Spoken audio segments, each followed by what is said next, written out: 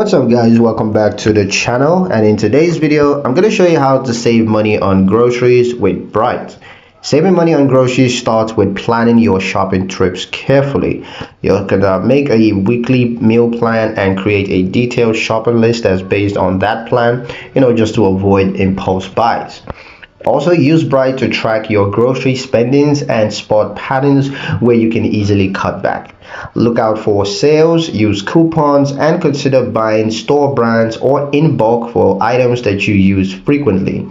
Shop seasonally and buy fresh produce from local markets when possible to get better prices. Also avoid shopping when hungry to prevent unnecessary purchases. And finally, reduce food waste by properly storing leftovers and using them in future meals. With these strategies and by monitoring your spending through Bright, you're going to save money without sacrificing quality or nutrition.